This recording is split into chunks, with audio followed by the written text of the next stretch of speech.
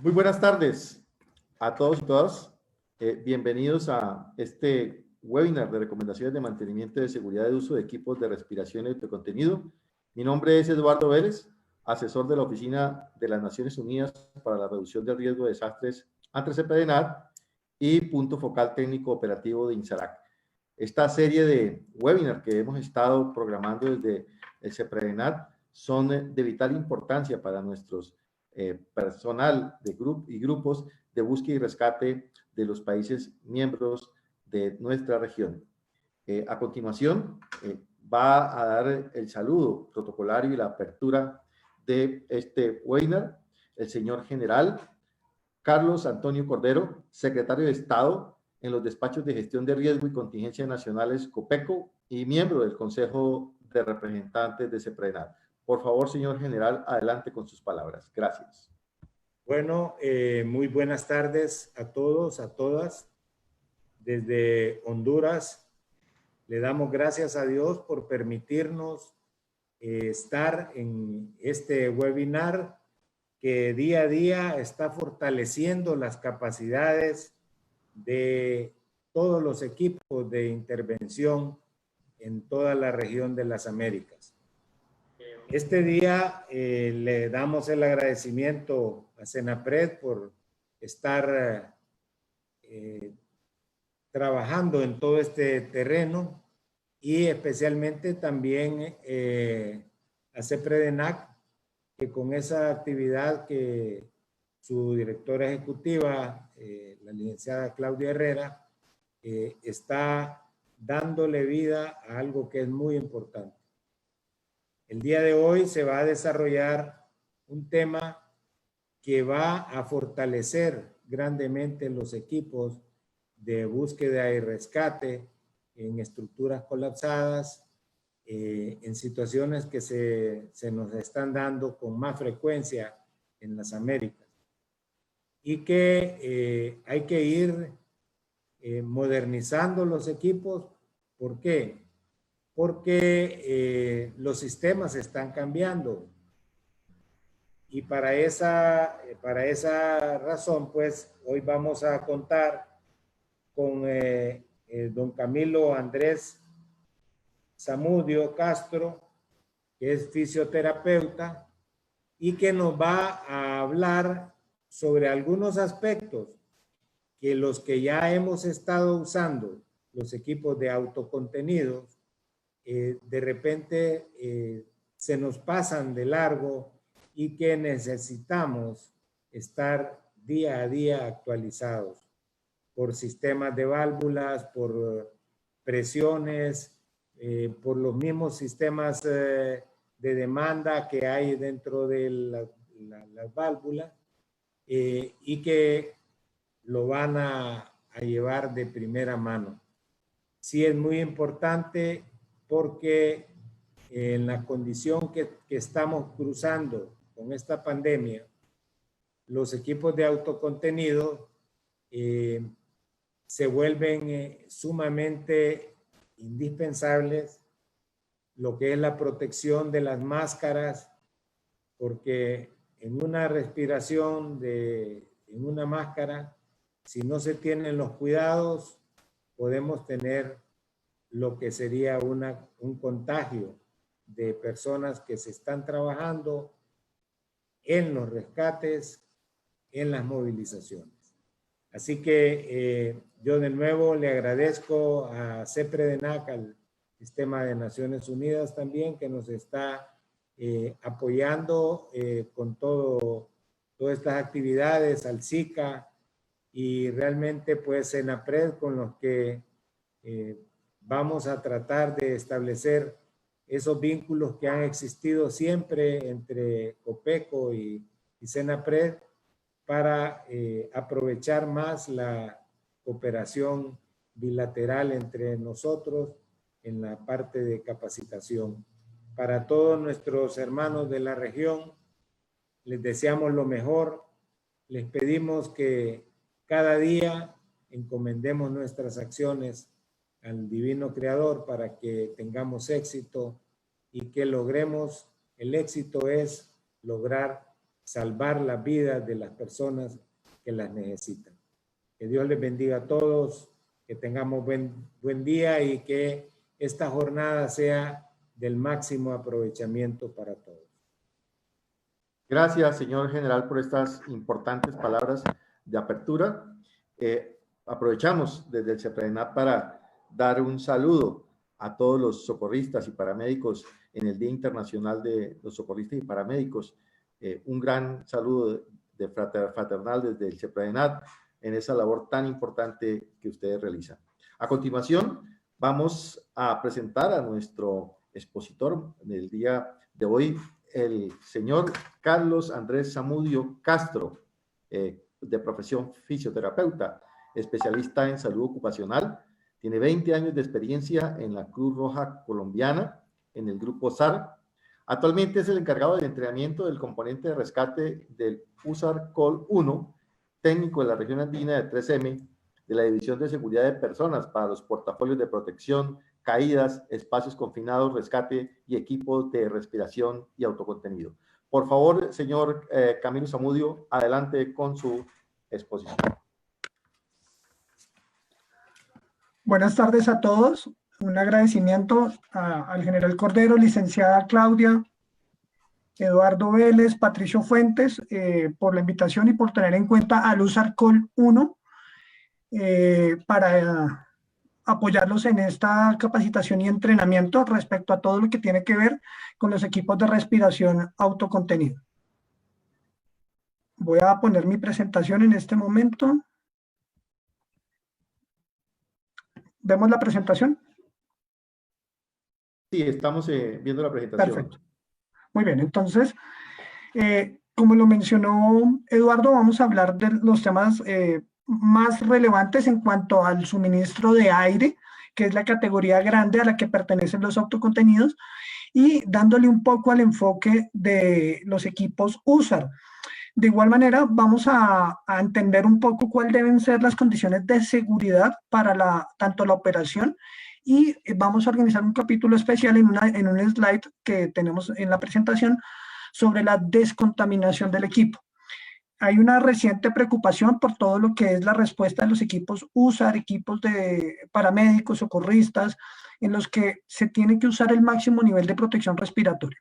Entonces, vamos a ir adelante con el tema. Entonces, ya me presentaron. Es un orgullo para mí estar nuevamente en este espacio del CEPREDENAC. En noviembre tuve la oportunidad de estar en el simulacro de Centroamérica como evaluador para el componente de rescate de los diversos equipos que asistieron. Esa foto es de ese momento. Entonces entiendo muy bien los equipos y conozco a varios de los equipos que participaron. Y de igual manera, como miembro del componente técnico en capacitación del USAR Col 1, pues transmitir esta información. Para poder hablar de protección respiratoria, tenemos que entender que la protección respiratoria se divide en dos grupos grandes. Todo lo que es los medios filtrantes y todo lo que es el suministro de aire. Cuando hablamos de medios filtrantes, estamos hablando de todas las piezas de protección respiratoria que hacen la filtración del aire para retener el polvo, las neblinas o los humos. Y dentro de estos principios de protección respiratoria también algunos agentes biológicos, pero no es el tema de esta presentación. Y tenemos el tema del suministro de aire, que lo vamos a dividir en dos: el suministro de aire por línea y el suministro de aire autocontenido, en la cual cuando hablamos de una línea de aire tenemos líneas de aire de flujo continuo y tenemos líneas de aire a demanda. Y en autocontenidos tenemos los más comunes y los que usamos en nuestro contexto, que son los de circuito abierto, pero también existen autocontenidos de circuito cerrado que reciclan el aire exhalado. ¿Listo? Entonces vamos a centrarnos en todo lo que es líneas de aire a demanda y sistemas de circuito abierto. Entonces, cuando hablamos de protección respiratoria, en esta slide vemos todas las categorías de protección respiratoria, desde la más simple y sencilla, que conocemos como un respirador descartable, hasta el equipo de máximo nivel de protección respiratoria, que es el SCBA o equipo de respiración autocontenido. Es importante entender que el equipo de respiración autocontenido es el máximo nivel de protección respiratoria que existe al momento y que brinda un factor de protección de 10.000 veces el límite permisible del agente contaminante al que yo me voy a exponer. Y logramos entender que la protección respiratoria más simple, que le llamamos protección respiratoria descartable, en algunos medios muy conocida como N95 y siendo la primera línea de defensa para material particulado, así como para agentes biológicos. Aquí voy a hacer algunas aclaraciones, entendiendo que muchos de los presentes tienen una gran preocupación frente a la respuesta de los agentes biológicos y específicamente a la pandemia. Entonces, cualquiera de estos elementos va a poder hacer la filtración y la protección del rescatista o del personal médico, paramédico que está atendiendo la emergencia. Pero lo que va a cambiar es la facilidad, la versatilidad y el margen de seguridad que estos me van a brindar. Entonces, cada uno de estos equipos tienen ventajas y desventajas y condiciones específicas donde usarlas. Pero estamos hablando de que en muchos de los eventos donde hay un gran nivel de contaminación con un riesgo de lesión de vida o muerte de nuestros usuarios, la selección debería ser una línea de aire con sistema de escape o un equipo de respiración autocontenido, sin descartar que dentro de nuestros equipos de rescate, dependiendo del escenario y la magnitud del evento y otras condiciones, vamos a tener que usar piezas faciales de media cara, cara completa, equipos motorizados y demás. Dentro de los sistemas purificadores de aire, como lo hemos hablado, ellos pueden purificar el aire tanto por una filtración física, como también lo pueden hacer por una filtración química. Cuando hablamos de filtración química, estamos hablando de la filtración que realizan algunos adaptadores de estas piezas faciales a través de carbón activado, y en algunos casos el carbón activado tiene algunos tratamientos para ser más afín a ciertos productos químicos. ¿Listo? Hablamos también de equipos de respiración motorizada. Una de las quejas del personal es que cuando están usando la protección respiratoria se siente un poco de cansancio, se siente un poco de fatiga, y eso se soluciona en muchos de los contextos con equipos motorizados. Quiere decir que el equipo filtra el aire a través de este dispositivo que va en la cintura como una riñonera y va a mantener un flujo constante en la parte interior. Dentro del tema de suministro de aire, también tenemos todo lo que son los carros de aire, que es un complemento en conjunto con el SCBA, y lo voy a ir explicando a lo largo de la ponencia. Entonces, lo que vamos a tener es que los únicos elementos que van a estar destinados para atmósferas IDLH o inmediatamente peligrosas para la vida y la salud van a ser los equipos autónomos y los equipos de línea de aire en combinación con un sistema de escape. ¿Esto qué quiere decir? Que si yo tengo que atender un escenario y en este escenario me voy a demorar más de lo que está estimado en la autonomía de mi cilindro autónomo, yo podría trabajar con las mismas piezas faciales del mismo fabricante y podría tener un suministro de aire desde afuera. La única limitante para usar el sistema de línea de aire para mantener la operación es que la distancia recorrida no debe ser mayor, de manguera no debe ser mayor a 100 metros. Entonces, esto nos lleva a tener un parámetro de qué tan lejos necesito llegar y cuánto tiempo va a demorar mi sistema de mi operación para poder entender cuál es la fuente de suministro de aire que mejor me sirve. Entonces, dentro de esto es importante entender que en la mayoría de los países de América Latina no existe una reglamentación tan fuerte y nos basamos en muchos casos en la reglamentación de los Estados Unidos. En este caso entramos a hablar de OSHA, quien ha definido desde los años 70 todo el tema de la protección respiratoria en conjunto con otras entidades que ya les voy a ir mencionando. Entonces, cuando yo hablo de un respirador de suministro de aire, estoy hablando que la fuente que me genera ese aire atmosférico al rescatista está envasada o está contenida. ¿Listo? Entonces, dentro de ese concepto tenemos lo que hablábamos del SAR, que son suministros de aire o las líneas de aire y los equipos autónomos.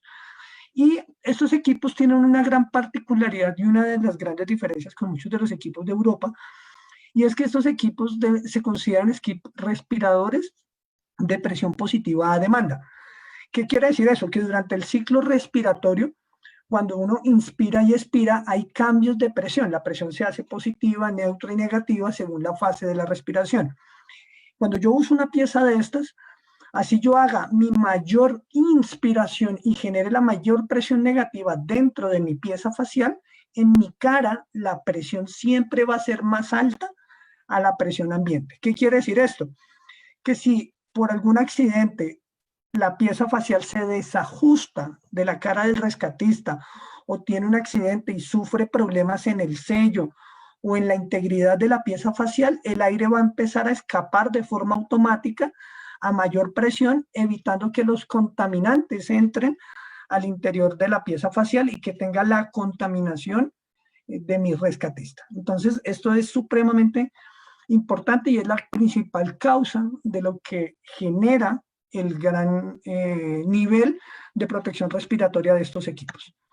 Dentro de esto también debemos entender que los equipos de respiración autocontenida se dividen en dos, según la normatividad que cumplan. Entonces, cuando el equipo solamente cumple OSHA y la normatividad NIOSH, el equipo se cataloga para uso industrial. Pero adicional a eso, cuando cumple la norma NFPA 1981 y 1982, específicamente 1982, para los sistemas de alarma o el sistema PAS, se cataloga que el equipo es bomberil. Entonces, todos los equipos NFPA de bomberos obligatoriamente son equipos OSHA-NIOSH. Y esto hace que la norma NFPA se concentre en evaluar los rendimientos puntuales para los equipos de rescate o de emergencia, que no son evaluados por NIOSH. Entonces, para poder entender cómo limpiar, cómo hacer un mantenimiento básico, llamémoslo de alguna manera, y cómo poder manejar adecuadamente estos equipos, los equipos los vamos a dividir en tres componentes. El primer componente, los cilindros; el segundo, la pieza facial o la máscara de cara completa; y el tercer componente lo llamamos el arnés, donde se soporta la botella y donde algunas de las partes van a ayudarnos a reducir la presión a unos niveles que sean tolerables por nuestro sistema respiratorio. Entonces, cuando hablamos de los cilindros, lo que tenemos que entender es que dependiendo del escenario, las condiciones del país, yo tengo dos materiales y dos tipos de cilindros. Dentro de esos materiales y equipos de cilindros, tengo los cilindros de aluminio y los cilindros de fibra de carbono, que en realidad no son 100% fibra de carbono. Cuando hablo del cilindro de aluminio, como desventaja tenemos que únicamente se pueden cargar para una autonomía de 30 minutos, a una presión de 2.216 psi, y que obviamente tienen un mayor peso, mayor diámetro, mayor volumen, lo que genera mayor estrés y mayor agotamiento sobre el usuario. Pero tiene una gran ventaja y es que tienen un menor costo frente a los de fibra de carbono, aproximadamente un 35% menos. Y era la primera pregunta que nos llegó de uno de nuestros asistentes es: ¿cuál es el tiempo de vida útil? El tiempo de vida útil de un cilindro de aluminio es de por vida, siempre y cuando apruebe una prueba hidrostática, y estas pruebas hidrostáticas obligatoriamente se deben hacer cada 5 años. Entonces, lo primero que yo tengo que evaluar como factor de seguridad es: ¿mi cilindro tiene la prueba hidrostática al día?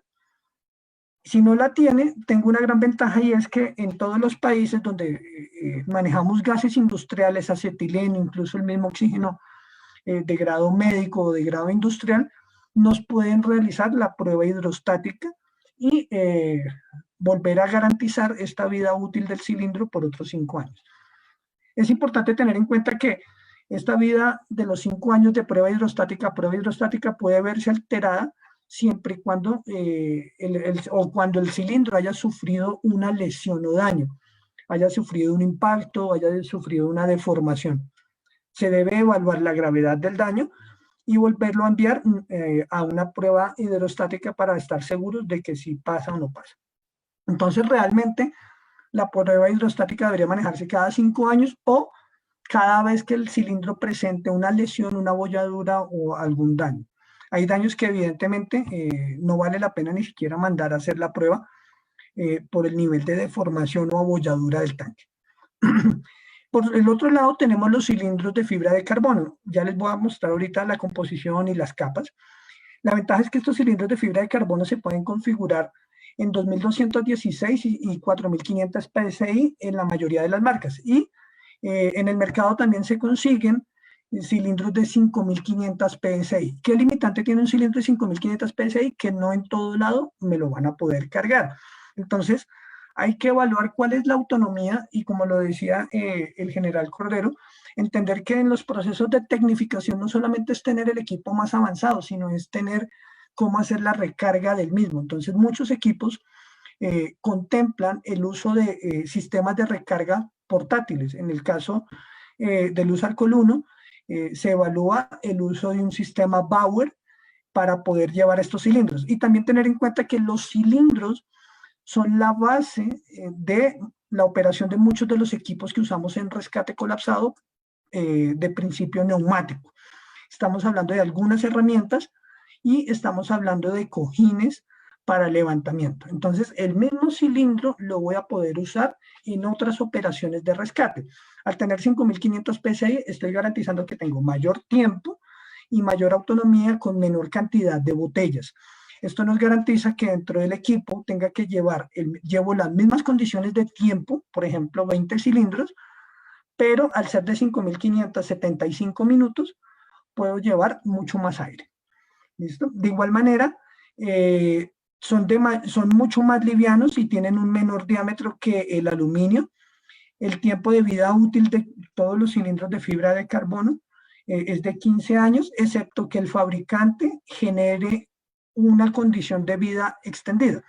Entonces tenemos fabricantes del mercado que generan esta condición a 30 años. Entonces ya el equipo va a evaluar si vale el costo-beneficio de poderse meter en cilindros o botellas con un periodo de vida de 30 años y no de 15. Dentro de los cilindros de fibra de carbono, entonces entendemos que la primera capa en realidad es una capa de aluminio. Hay que arreglar esto de tal manera que ya tenga eso. ¿Hay alguien que tiene el micrófono abierto? Por favor.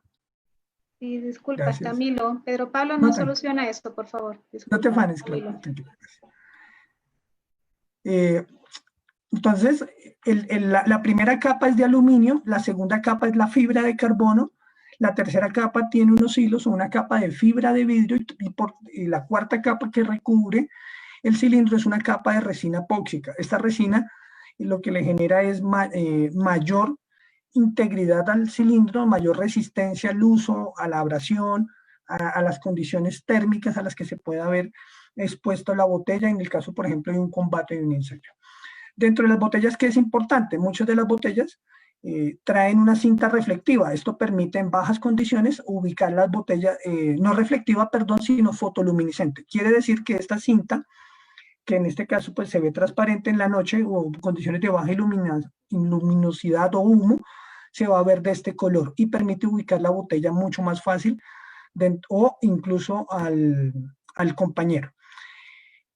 De igual manera, dentro de la botella vamos a encontrar en la etiqueta las principales características en cuanto al margen de seguridad. Debemos validar la presión a la que está envasado. En el caso de todas las botellas que son de normatividad estadounidense, la norma está por regulación DOT o por el Departamento de Transporte de los Estados Unidos y esto tiene unos códigos de aprobación. Para el caso de Estados Unidos, las botellas se calculan por tiempo. Entonces tenemos cilindros de 30, 40, 45, 75 minutos y en los sistemas de escape tenemos 5 días y 15 minutos. Diferente a la normatividad europea que nos va a decir, por ejemplo, nos va a dar la capacidad en bares, nos va a decir 200 bares, 300 bares. Ya ahorita vamos a ver y entender estos valores. Y en la botella voy a encontrar la fecha de la primera prueba hidrostática en el orden mes-año. Entonces, en el caso de esta botella, la prueba se hizo en febrero del 2011. Quiere decir que en febrero del 2016 se le debió haber hecho una segunda prueba. En el cuerpo de la botella con resina se le genera la segunda etiqueta de cuando se revalidó esta prueba hidrostática. ¿Listo? Entonces, también que es importante entender que dependiendo la presión que yo escoja, voy a tener mayor peso. Y esto también repercute para el caso de que el equipo user tenga que movilizarse, bien sea por tierra o por aire. Los equipos que se movieron, incluso muchos equipos tuvieron que pasar 2 fronteras en noviembre, saben lo importante que es tener la menor cantidad de volumen en el equipo que yo me muevo, entonces sin sacrificar la autonomía. Entonces en este caso pongo en comparación lo que son 3 cilindros de 30 minutos ambos, pero de diferentes presiones, y vamos a ver en la línea roja que es estándar cómo el diámetro del cilindro es más pequeño. Y lo otro que es importante es el peso. Entonces estamos hablando que un cilindro de aluminio de 30 minutos lleno pesa 9.65 kilogramos versus uno de fibra de carbono de 5.500 va a pesar 4.66 kilogramos. Entonces estamos ganando espacio al tener menos volumen y estamos ganando tener equipos más livianos. Y aquí es importante entender qué significa esto del tiempo en los autocontenidos. Entonces resulta que NIOSH, después de unos estudios, reglamentó que el consumo de aire se hace con una tasa respiratoria de 40 litros por minuto. En la siguiente les voy a mostrar cómo se calcula esto. Pero entonces, si yo quiero saber cuántos litros de aire tiene mi botella, lo que hago es que multiplico 40 por el tiempo. Quiere decir que para un cilindro de 30 minutos lo multiplico por 40 y voy a tener 1.200 litros de aire aproximadamente, en condiciones de temperatura y altitud en nivel del mar. ¿Listo? Esto puede llegar a tener variaciones en frío extremo, calor extremo o condiciones de altura elevada. Quiere decir que 1.200 litros de aire pesan 1,56 kilogramos. También es importante dentro de las operaciones evaluar según la reglamentación aeronáutica de mi país, si me muevo por un vuelo comercial o si me estoy moviendo por un vuelo militar, si puedo o no puedo llevar estos cilindros cargados. En muchos casos no se pueden llevar presurizados o se deben llevar en contenedores especiales. Entonces, eso va a influir dentro del empaque de los pallets que se van a subir a la aeronave. En el caso de las movilizaciones terrestres, no tienen problema y se llevan llenos. Entonces, si se llevan desocupados, se debe contemplar que el sistema dependiendo del modelo, la referencia, va a poder cargar 2 cilindros simultáneamente, pero que le puede tomar, según el tiempo y la presión, entre 20 hasta 40 minutos. Entonces, esto es importante evaluarlo con el componente logístico. De cómo se calcula el consumo de aire. Entonces, cuando yo tengo una respiración como la que están ustedes teniendo en este momento sentados en casa, es una respiración tranquila, suave, relajada. Esta respiración corresponde a un volumen corriente para hombres entre 0.5 y 0.6 litros por minuto y para mujeres de 0.4 a 0.5 litros por minuto. Quiere decir que en promedio tenemos un volumen corriente de medio litro o 500 centímetros cúbicos. Y para hallar esa tasa ventilatoria tengo que multiplicar el volumen corriente por la frecuencia respiratoria. El promedio, la frecuencia respiratoria puede oscilar en un adulto entre 12 a 20 respiraciones por minuto en reposo o en condiciones de muy baja intensidad cardíaca. Esto nos va a dar una media más o menos de 15. Entonces, si yo multiplico 0.5 de mi volumen corriente por 15 respiraciones, me va a dar que en este momento estamos teniendo un consumo teórico aproximado de 7.5 litros por minuto. En la práctica, si yo tengo un cilindro de 30 minutos con 1.200 litros de aire y lo divido por los 7,5 litros por minuto, teóricamente en reposo un autocontenido podría llegar a durarnos 160 minutos con una botella de 30 minutos. Pero otro es el escenario que tenemos en rescate, cuando tenemos que apoyar una evacuación de un paciente por una fachada de un edificio, cuando tenemos que entrar a atmósferas contaminadas, cuando tenemos que hacer el combate de un incendio. Nuestra frecuencia cardíaca se sube. Y a medida que sube la frecuencia cardíaca, proporcionalmente empieza a subir la frecuencia respiratoria y aumenta el volumen del aire que ingresa en la ventilación. Entonces, en esa etapa venimos de un reposo, nos hacen la activación, tiene que entrar, nos equipamos el autocontenido y empieza la adrenalina, empieza el peso del equipo, de los elementos de protección, la temperatura, a subir esa frecuencia respiratoria hasta cuando ya hace una meseta y nos nivelamos a un ritmo. Entonces, en condiciones no de máximo esfuerzo, ni tampoco de alto rendimiento, entendemos que estos volúmenes, lo veíamos anteriormente, van a pasar de 0.5 a promedio de 3 litros por minuto. Y esa frecuencia respiratoria se puede llegar a subir entre 30 a 40 respiraciones. Vamos a trabajar con 30 respiraciones por minuto. Quiere decir que un bombero, un rescatista, un paramédico que está usando el equipo en una actividad de esfuerzo submáximo va a consumir 105 litros por minuto. Y ojo, porque estos son uno de los principales márgenes de seguridad a la hora de hablar de equipos de respiración autocontenido. Y es que con esto les quiero demostrar que no es posible decir que si el cilindro de 30 minutos me dura 30 minutos. Quiere decir que se deben hacer pruebas de consumo de aire por cada persona y deberíamos tener unas tarjetas de identificación que en el momento de ingresar al escenario se las entregue a mi líder y mi líder determina cómo organiza las parejas y la estrategia de intervención según mi tiempo y mi autonomía de consumo. Otro tema importante es que para NFPA y para los equipos de rescate, el tiempo, la alarma de fin de servicio o de baja presión de aire se dispara con el 35% del remanente del aire, mientras que en la parte industrial se dispara con el 25%. Quiere decir que en industria hay menos tiempo de seguridad. Entonces, realmente siempre voy a tener entre un 70% más o menos, 75%, dependiendo el promedio de la respiración, de margen de operación real. Entonces, en una actividad como esta, a 105 litros, el cilindro de 30 minutos en consumírmelo todo me gastaría 11 minutos. Entonces, esto es importante que ustedes lo sepan y que lo pulan y lo trabajen. Las pruebas de consumo de aire se realizan según la actividad que tiene programado el rescatista hacer. Les voy a poner un ejemplo. Un bombero aeronáutico en el aeropuerto tiene unas actividades dentro del fuselaje de una aeronave de recuperación de pacientes muy diferente a la que puede tener la intervención de rescatista dentro de un espacio confinado. Entonces, según mi especialidad, mi disciplina, debo ajustar esta prueba de consumo, que sea lo más cercano a la realidad. Otro tema que también es súper importante es qué calidad de aire tiene el aire que voy a respirar. Este aire se considera grado respirable, grado D, tiene unas características puntuales, no voy a entrar al mayor detalle, pero sí debo tener en cuenta que es un aire que tiene muy bajo contenido de vapor de agua o de punto de rocío, cerca de 24 partes por millón. Entonces, eso hace que el aire pueda durar mucho tiempo almacenado y que no genere problemas de humedad o de condensación dentro del cilindro, siempre y cuando el compresor se le hagan las muestras de aire y se garantice dicha compatibilidad.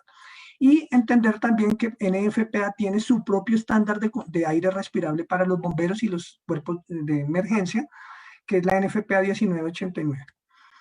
Ahora, el siguiente tema de seguridad que es súper importante para cualquier protección respiratoria, lo copié literal en inglés, pero ya les voy a ir explicando, y es que no se puede tener barba. NFPA 1404 prohíbe el vello facial cuando se requiere usar protección respiratoria. Entonces, acuérdense que no todo el mundo en el equipo USAR va a ingresar a las zonas donde está el material particulado. Tenemos compañeros que van a estar en la base de operaciones, que tienen otras condiciones de exposición. Entonces, tampoco debemos generalizar.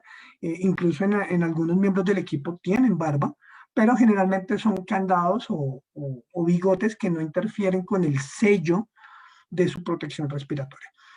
Y esto porque es importante, una partícula infecciosa puede tener cerca de 5 micras. Para el caso del COVID, el tamaño del COVID es muy pequeño, inferior a una micra, y entendemos que entre el vello y la piel, el respirador, sea el que sea, bien sea una full face, bien sea un descartable, un N95, puede generar brechas o espacios donde el agente contaminante puede entrar. Ahora, es importante que en el caso puntual y de las preguntas que sé que muchos están haciendo, referente al COVID, el COVID no viaja en el aire solo, él viaja por la aspersión o la atomización de la saliva, ¿sí? O de mocos en el estornudo de las personas o cuando se habla. Entonces, parte de la protección respiratoria contiene esa saliva con la carga o con el bioaerosol que puede contaminar al rescatista. Entonces, una de las principales recomendaciones de seguridad es que siempre, independiente del tipo de protección respiratoria que use, debo estar afeitado para que me garantice un adecuado sello. Entonces, dentro de las piezas faciales, vamos a tener que tenemos los componentes que podemos limpiar y desinfectar más fácil. Entonces, tenemos componentes duros y tenemos componentes blandos. Dentro de los componentes blandos, tenemos parte de los sellos, de los empaques y la araña o el soporte que generalmente vienen en Kevlar o en nylon. Nylon para los industriales, Kevlar para las bomberiles, y que yo puedo descontaminar la parte que está en contacto directo con el paciente, con la víctima, con el agente contaminante en una zona segura para hacer una reutilización. ¿Qué otras diferencias tienen las máscaras, las piezas faciales para los sistemas de emergencia? En la mayoría de los casos tienen, por rendimiento de NFPA, que aprobar el índice de transmisión de habla.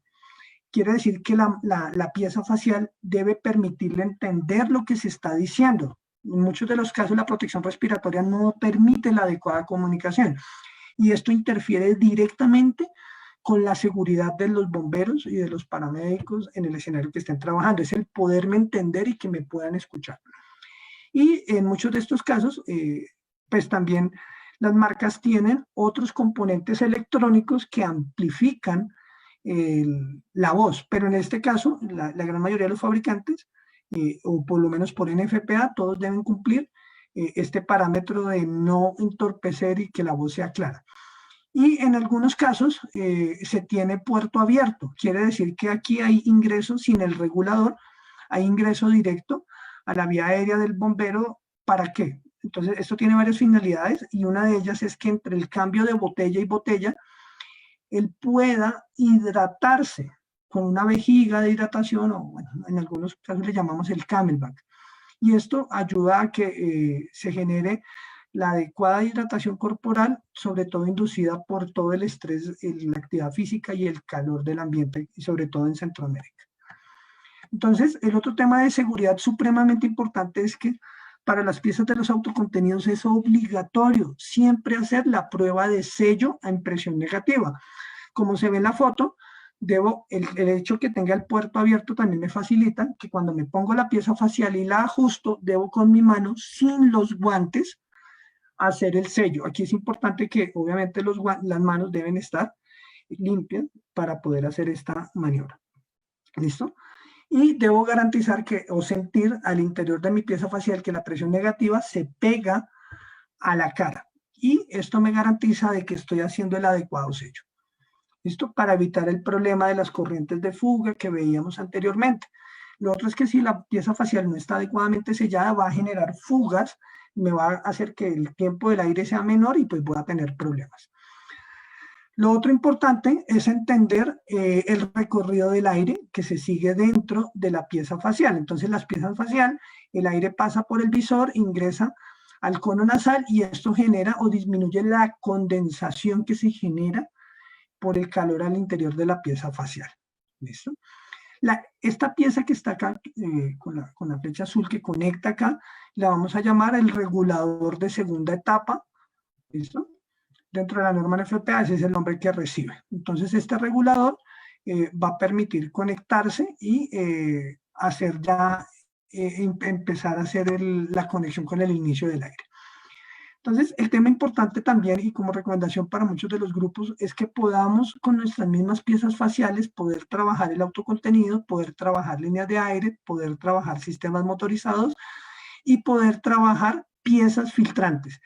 Quiere decir que si yo tengo mi pieza facial asignada y no necesito el SCBA, pero necesito un protector P100 para manejo, por ejemplo, de un paciente, yo pueda cambiar, sacarme el regulador y no tener que estar manejando otra pieza facial. Esto quiere decir que si en el equipo de intervención o en mi estrategia de atención de la emergencia somos 5 en mi equipo, más mi líder 6, ¿sí? Estamos hablando que tengo que llevar 5 o 6 piezas faciales, no 10. En muchos casos se duplican. Entonces, esta estrategia permite que se genere menos volumen, menos compras, y la misma pieza facial pueda ser usada por el rescatista. Y el otro tema importante es el tema de la corrección óptica. En mi caso, que tengo lentes de corrección y en las emergencias no puedo usar lentes de contacto porque el lente de contacto en caso de exposición térmica puede derretirse o puede tener alteraciones al interior de mi ojo. En un combate de incendios, entonces debo garantizar que mi pieza facial sea compatible con monturas. ¿Por qué? Porque la pata o el soporte de las gafas va a evitar el correcto sello de la pieza facial. Entonces es otro tema que tampoco se contempla en muchos de los grupos de búsqueda y rescate. ¿Listo? Y aquí viene parte del tema importante, y esto va a depender de cada una de las marcas. Esta recomendación está basada en el fabricante Scott y en la Organización Mundial de la Salud, en la cual se determina que para eliminar, por ejemplo, la carga viral de COVID, una de las soluciones que sirve es hipoclorito a 5.000 partes por millón. Y es la que recomienda este fabricante. Esto es importante entender porque dentro de las charlas que hemos tenido con los diferentes cuerpos de bomberos de mi país y de otros países, estamos viendo que incluso agregan elementos bastante agresivos para el equipo, como puede ser un amonio cuaternario, y que si esto no se retira adecuadamente puede generar complicaciones o otro tipo de daños a la persona que usa la máscara. Entonces, realmente, con una disolución de hipoclorito que la encontramos en todos los países, que es una solución relativamente segura de llevar, la voy a poder preparar en cualquier lugar de Centroamérica, porque es muy fácil encontrar estas soluciones de desinfección o la lejía. Es entender o tener claro cuál es la dilución que yo debo realizar. Entonces, aquí voy a explicarles, y es generalmente el que le aplicamos a nuestra ropa blanca, este hipoclorito de sodio está al 5%. Cuando la Organización Mundial nos dice 5.000 partes por millón, estamos hablando que 10.000 partes por millón es el 1%, 5.000 vendría siendo el 0,5%. Entonces debo aplicar esta ecuación. Entonces si quiero hallar cuál es el volumen de hipoclorito de sodio que le debo añadir a mi solución para generar la concentración que quiero, entonces debo preparar, entonces, ¿cuánto deseo preparar? En este caso vamos a preparar 5 litros, debo manejar las mismas unidades, entonces lo voy a pasar a mililitros, o sea, 5.000 mililitros, por la concentración final, quiere decir 0,5, que lo veíamos acá, que es las mismas 5.000 partes por millón, y lo divido sobre la concentración del hipoclorito que voy a aplicar. Entonces, en este caso, tengo hipoclorito al 5%, voy a sacar de ese 5% 500 mililitros que me dio la ecuación y se lo voy a aplicar a 4.500 mililitros para que me genere una concentración de 5.000 mililitros de hipoclorito de sodio a 5.000 partes por millón. Y esta concentración es suficiente para la inactivación de la carga biológica que pueda tener en la contaminación de la pieza facial. Entonces, y es importante que es la parte de mayor riesgo porque es la que está en contacto directo con mi piel, con mi cara, y es la que tiene el contacto más próximo con el paciente. El resto de los componentes externos, el arnés, las piezas textiles que recubren el autocontenido, la botella, el marco, se pueden lavar con agua y jabón. En una solución agua jabonosa es más que suficiente para la inactivación del virus. Y en el caso de las piezas que están en contacto directo con nuestra piel, se deben seguir 2 recomendaciones. La primera es con un atomizador, esta misma solución, mojar toda la pieza facial, dejarla 1 minuto a 2 minutos si es por atomización, o si la puedo, la pongo en un balde y hago la inmersión y la dejo 1 minuto. Eso es suficiente para la inactivación del COVID, ¿listo? O de otros agentes virales o bacterianos que puedan llevarle a esta contaminación. Lo que puedo hacer posterior a esto es agua y jabón para quitar el olor, simplemente dejar correr agua para que se limpie la pieza facial y no tenga el olor a cloro ni pueda generar alguna irritación secundaria del cloro de manera que quede en la piel del rescatista. Y lo otro importante es que una vez el cloro está en dilución, si no se usa y el recipiente no es hermético, se debe descartar. No lo puedo guardar 8 horas o para el siguiente día porque el cloro se gasifica. Entonces la concentración se modifica.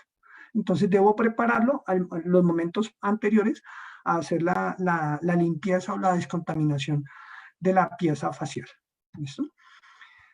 Dentro de los mecanismos de seguridad, entonces, es importante entender que si yo tengo 2.216 PSI, 4.500 o 5.500, es imposible respirar el aire a esa presión. Entonces, lo que tienen que hacer los equipos y los fabricantes de estos equipos es buscar esta primera parte que le llaman el reductor de presión o el regulador de primera etapa. Entonces, este reductor de primera etapa lo que va a hacer es que va a bajar esa presión, en este caso en el dibujo de 5.500 PSI, la va a bajar a menos de 150 PSI. Entonces, dependiendo del fabricante, puede tener un rango entre los 100 y 120 PSI. Para viajar a la manguera, a la segunda parte, que es el regulador o regulador de segunda etapa. Este regulador ya va a bajar aún más esa presión y la va a hacer respirable a cerca de 1 atmósfera al interior de la pieza facial. Entonces, esta pieza externa se lava o se desinfecta de la misma manera que se hizo con la pieza facial. Entonces, el regulador se le aplica, se le atomiza el hipoclorito y se le deja correr agua para sacar los remanentes. ¿Listo? Muy bien, entonces, y empezamos a ver en este último tramo de 10 minutos para finalizar nuestra presentación y ir al ciclo de preguntas, ¿cuáles son las otras diferencias entre un equipo de rescate, de un equipo autónomo para rescatista o para bomberos, versus uno de industria? Y entonces debemos tener en cuenta que todos los equipos de emergencias NFPA o para bomberos cumplen NIOSH, o sea, cumplen la regulación industrial. ¿Listo? Deben ser de mínimo 30 minutos, deben ser capaces de dar suministro en una presión negativa, que era lo que les explicaba. Cuando se genera la expiración, se genera una diferencia de presión y se jala la membrana, el diafragma, y ingresa el aire. Pero ya para el equipo bomberil, hablamos que deben cumplir una certificación CBRN. Quiere decir que este equipo es seguro para las pruebas, para las pruebas o para la exposición a agentes químicos, biológicos, radiológicos y nucleares. Para entender lo exigente que es esta prueba, los equipos CBNR autocontenidos tienen pruebas con gas sarín y con gas mostaza, que son agentes biológicos de guerra química. Fuera de eso, tienen unas condiciones muy agresivas con los equipos. Y el equipo debe aprobar esta compatibilidad, estos requerimientos de rendimiento.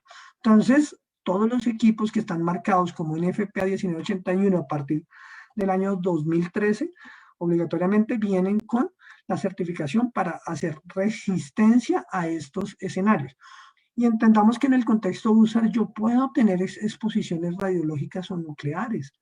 Y uno cree que eso está lejos de nuestro alcance, pero podemos tener unidades de radiología, tomógrafos en hospitales que han sido colapsados o que han tenido afectación. Entonces, por eso, en el equipo siempre viaja un especialista en materiales peligrosos. Y entender que con esto yo podría llegar a hacer algunas mediciones para entender cuáles son las lecturas con el dosímetro, con el equipo que nos determine nuestro técnico en materiales peligrosos, y el SCBA nos va a garantizar la protección respiratoria contra esto. Y el otro tema que ya tiene que ver con lo último que ha salido en las regulaciones de equipos, es que hoy día los equipos tienen un sistema que se llama el UVSS, que es esta pieza de la mitad.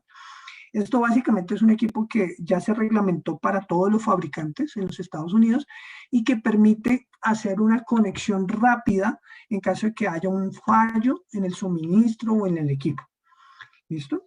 La otra diferencia es que tienen un HUD o un Head-Up Display o HUD, y simplemente lo que hacen es que me permite desde mi pieza facial, aparte de tener el manómetro, me permite ver cuál es el estado del aire que me queda, o cuánta autonomía o cuánto tiempo me queda de aire, o generalmente se mide en cuartos, ¿listo? Entonces, si cuando me queda un cuarto en industria o en los NFPA por tercios, entonces full, 2/3 y se mide 1/3, ¿listo? Y en otros fabricantes también se puede validar la condición de la batería de los equipos. Es otra diferencia, y es que los equipos NFPA consumen bastantes, tienen sus baterías, mientras que los equipos industriales son cero electrónica. De igual manera, también deben tener al lado del regulador de primera etapa lo que se llama la válvula RIC-WAC. Esto permite hacer el llenado rápido de la botella ante una situación de emergencia o en caso de que el bombero quede atrapado. Entonces, estas son diferentes connotaciones de seguridad que están pensadas para estos equipos. De igual manera, no vamos a entrar en profundidad, pero también entender que tenemos el sistema PAS o la alarma personal, que después de 20 segundos de inamovibilidad, de quietud o de que el bombero no se mueva, se va a disparar. La alarma PAS también fue estandarizada por la NFPA 1982 para todos los fabricantes. ¿Listo? Entonces, con esto damos el fin al material y pasaríamos a hacer la atención de las preguntas que tengan los participantes. Aquí hay una de Ed Isaac, Camilo, en Perfecto. Preguntas y respuestas. Dice, ¿el procolito, por ser un material corrosivo, con el tiempo podrá provocar daños a los equipos, o los fabricantes ya consideran ello?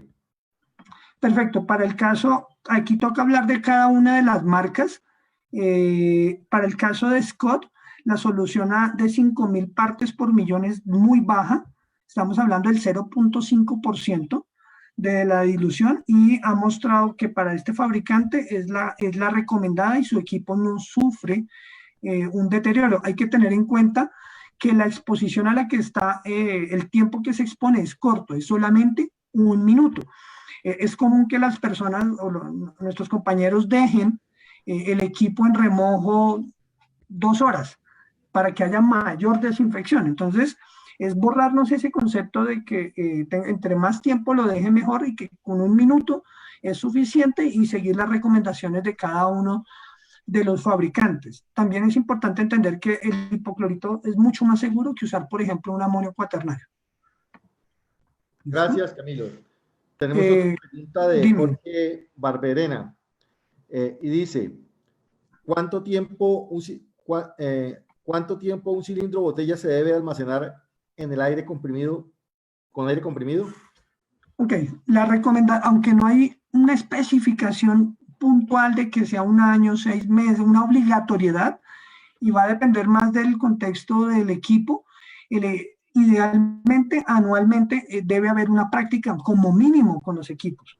Entonces, lo ideal es empezar a recircular ese aire durante los entrenamientos para que se estén haciendo las respectivas recargas. Digamos que un error común es que se deja la botella con el aire almacenado y se vuelve a buscar 2, 3 años después. Entonces, si la botella no va a estar en uso, pues se podría guardar desocupada o nueva en su empaque original. ¿Qué es lo importante acá? Que si la botella está desocupada, se deje la válvula cerrada para evitar que haya contaminación al interior de la botella. Gracias, Camilo. Pregunta Walter Máximo Daza. ¿El cilindro de aluminio entonces no tiene vencimiento mientras pase la pH? La prueba hidrostática, correcto. El cilindro de aluminio puede durar 15, 20, 30 años, siempre y cuando apruebe la primera inspección física y cada 5 años apruebe la prueba hidrostática.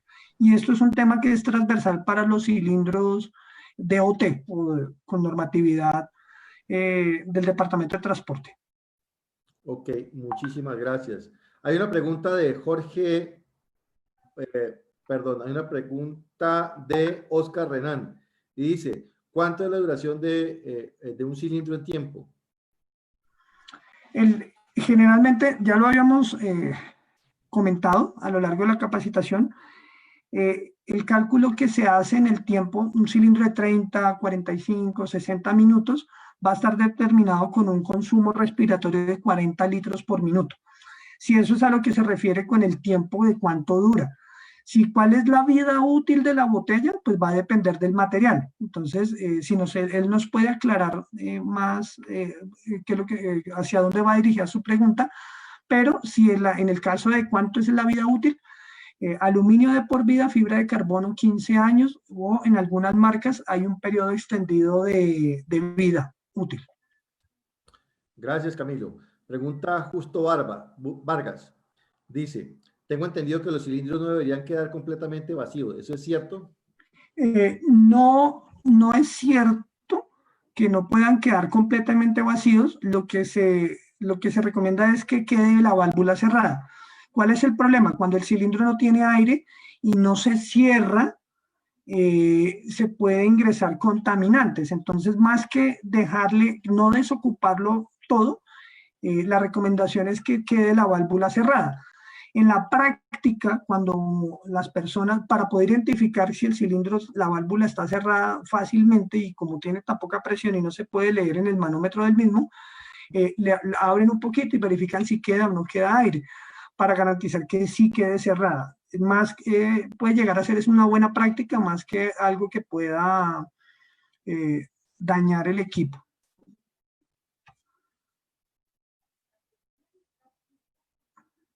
Tienes silenciado tu micrófono, Eduardo. Pregunta José Cabrera. ¿Cada cuánto tiempo deben rotar los cilindros que estén en servicio que se guardan cargados para emergencias? Lo repito, no es que haya una fecha puntual, pero sí debería estarse entre 6 meses y máximo 1 año rotando los equipos para garantizar que el aire está en óptimas condiciones. También depende de la calidad del aire que yo estoy almacenando. Si yo soy un cuerpo de bomberos que tengo la prueba de aire respirable grado D, llevo un orómetro en mi compresor que me permite validar cuál es la vida de mis filtros, pues voy a poder extender más ese tiempo. Pero si no tengo unos controles tan estrictos, pues debería cambiarlo con mucha más frecuencia. Y esto se debe sobre todo al control de humedad dentro del cilindro. Y el otro punto importantísimo es el olor. Cualquier cilindro que el aire, al usarse el SCBA, tenga una manifestación de algún olor, debe descartarse ese aire, revisarse la fuente de recarga y tomar las medidas correctivas que sean necesarias. Gracias, Camilo. Pregunta Orlando Morazán de Honduras. Dice, cuando el cilindro está expuesto a altas temperaturas durante las labores de extinción de un incendio estructural, ¿disminuye su vida útil o antes de tiempo debemos hacer pruebas hidrostáticas para que cumplan las fechas de verificación? Ok, es importante entender que el cilindro no trabaja solo, el cilindro está trabajando en conjunto con el arnés y con el traje. Si yo tengo una exposición a fuego directo, la textura y la composición del cilindro se puede apreciar, se opaca el cilindro, se vuelve áspero la parte de la resina epóxica, y en ese caso el equipo debería descartarse si tiene esos cambios posterior, por ejemplo, a un accidente o una exposición térmica. De igual manera, eso se evalúa posterior a la exposición a fuego. Siempre que usted tiene un combate de incendio y acabó el evento y usted hace la reorganización de su equipo, usted debe volver a revisar su traje, debe volver a revisar el equipo para garantizar que durante la atención de esa emergencia no hayan tenido algún evento y no se hayan dado cuenta. Entonces, generalmente, el equipo está pensado para el combate de incendios, pero hay que tener en cuenta que no para fuego directo. Entonces, él puede tener una resistencia por un determinado tiempo, igual que los demás componentes del SCBA, pero hay que entender que esa no es la finalidad de ningún equipo de protección y que se hace más para un evento como un flashover, que se genere y que el bombero tenga esa protección a un corto periodo de exposición, pero siempre el equipo tiene limitaciones. Y también entender que en conjunto con el traje y el SCBA, primero se afecta la piel. Uno puede quemarse antes de que se queme el traje, por debajo del traje. Entonces, es un conjunto y evidentemente pues evaluar la exposición y la pérdida de color y lo que les venía manifestando sobre el cilindro, y eso va a determinar si vale o no vale la pena mandarlo a la prueba hidrostática. Gracias, Camilo. Pregunta un participante. ¿Cuál sería la temperatura máxima a la que pueden ser expuestos los cilindros? Ok, se hacen pruebas integrales al equipo, ¿no? Hay pruebas que se hacen de fuego directo. Vuelvo y les digo, los equipos ningún equipo está pensado a llama directa. Entonces, dentro de las pruebas se contempla un posible escenario de accidente, pero nunca van a trabajar a fuego, a contacto directo con llama. Entonces, digamos que la norma NFPA no lo trabaja de esa manera. Lo otro importante es que yo no puedo definir el tiempo a la llama de 5 minutos, 2 minutos. ¿Por qué? Porque en realidad la medida que se toma son calorías por centímetro cuadrado. No solamente es yo debería conocer la temperatura de la llama, la proximidad de la llama al tejido o al material que voy a probar. Y lo que te digo, más que temperatura, eso se mide en calorías por centímetro cuadrado. Entonces no es tan así como lo maneja NFPA. Ok, gracias, Camilo. Pregunta Emilio Lara. ¿Los respiradores de filtro para biológicos de masa pueden utilizarse como alternativa para operaciones donde sospechemos presencia del COVID? Ok, la Organización Mundial de la Salud determinó que el respirador N95 tiene una protección óptima para riesgo biológico, puntualmente para COVID. Entonces, dependiendo de la situación de cada país, los gobiernos han emitido algunas recomendaciones de uso de estos dispositivos. Entonces, digamos que es la recomendación mínima que debería tener una persona para la intervención de un paciente. En el caso de nosotros que estamos en el área de emergencias, muchas veces es difícil determinar si es o no es COVID positivo o portador asintomático. Entonces la recomendación es, y en el caso de nosotros es el estricto uso de los equipos de bioseguridad N95, y de ser ideal en otras condiciones el N95 con cobertura a prueba de fluidos, que es el que está diseñado específicamente como dispositivo médico y con aprobación de la FDA. De ahí para arriba todo lo va a proteger en cuanto a medio filtrante, independiente de la marca, lo importante es la certificación. Y no solamente es N95, en Centroamérica y Suramérica también han llegado a través de la pandemia equipos con otros estándares europeos como FFPA 2 o 3 y KN95 de China. Perfecto, gracias, Camilo. Tenemos una última pregunta de José Cabrera y dice, si no se usan los equipos, ¿debo descargarlos cada cierto tiempo? Más que descargarlos es que debes entrenar con tu equipo. Entonces, lo que se recomienda es semestralmente, a lo mucho. Al año deberían tener mínimo 2 prácticas con sus autocontenidos, por bajo que sea el tema. Y estas prácticas garantizan que usted esté repasando los componentes, que esté adaptándose al equipo de respiración autocontenido y que gaste ese aire y rote los cilindros. Ahí ya es una recomendación de trabajo de la mano con el componente logístico, donde se puede marcar el cilindro con la fecha y un mensaje corto de cuándo se cargó, con qué compresor y demás. Entonces, esto para poder hacer esa trazabilidad. Entonces, más que poder, porque la otra opción es, oiga, ¿cuándo cargué el cilindro? Yo no me acuerdo. Entonces es simplemente llevar o la minuta con el serial del cilindro, o ponerle un sticker o una cinta donde yo pueda estipular la fecha de carga para tener más o menos un control. Muchísimas gracias, Camilo, por tu intervención. Muchísimas gracias a todos los participantes por sus preguntas. Parte de este webinar ha sido grabado en su totalidad y va a ser enviado a los diferentes correos a los que se inscribieron junto con la presentación de Camilo. Muchísimas gracias a todos por su participación. A continuación, la señora secretaria ejecutiva del CEPRENAT, la licenciada Claudia Herrera Melgar, se va a dirigir a ustedes para hacer las palabras del cierre. Muchísimas gracias. Adelante, licenciada Claudia. Muchísimas gracias, Camilo, Zamudio. Qué interesante presentación, muy didáctica, muy enriquecedora. Sin lugar a duda va a generar llenó las expectativas de nuestra audiencia y sobre todo el interés y el fortalecimiento de capacidades, que es lo que estamos buscando desde el CEPRENAC. Por favor, extensivo el agradecimiento a la USAR Col 1, ¿verdad? Que desde el simulacro, tal cual tú hacías referencia, nos han venido apoyando a la región centroamericana y de República Dominicana para fortalecer las capacidades de respuesta. Sin lugar a dudas, pues vamos a seguir desarrollando este vínculo, esta coordinación tan estratégica y tan importante para fortalecer a nuestros grupos nacionales especializados y a la conformación de la Fuerza Centroamericana. Muchísimas gracias a los participantes. Aprovecho a expresar mi profundo agradecimiento, pero también un reconocimiento, porque todos ustedes, es su día especial, es el Día del Socorrista, ¿verdad?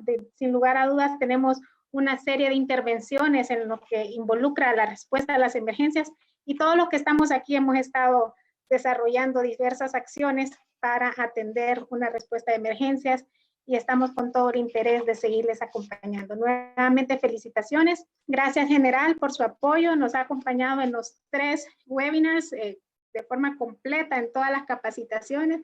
Yo le hacía referencia antes de entrar al webinar que el General Cordero, antes de ser ministro comisionado de COPECO, estaba dentro de los grupos especializados, así que tenemos un adepto y un comprometido en la temática. Así que estamos muy contentos de tenerlo dentro del Consejo de Representantes, y obviamente pues su respaldo y compromiso hace que este tipo de acciones generen el impacto que nuestros países están necesitando. Muchas gracias, General, nuevamente. Igualmente, Camilo, extensivo a la Unidad Nacional de Gestión de Riesgo, al ingeniero Eduardo José González, que desde el inicio nos ha expresado su compromiso por seguir acompañando a nuestra región. Patricio, como saben, Patricio Fuentes, también del Grupo USAR de Chile, está detrás de bambalinas en esta ocasión, atrás del escenario, pero acompañándonos en todos los procesos de certificación nacional, que es un proceso que también estamos desarrollando fuertemente desde el CEPRENAC y acompañados por la Cooperación Suiza para el Desarrollo y USAID, para que todos los brigadistas, todos los miembros de los equipos USAR puedan tener estas capacidades que necesitamos para dar una respuesta efectiva.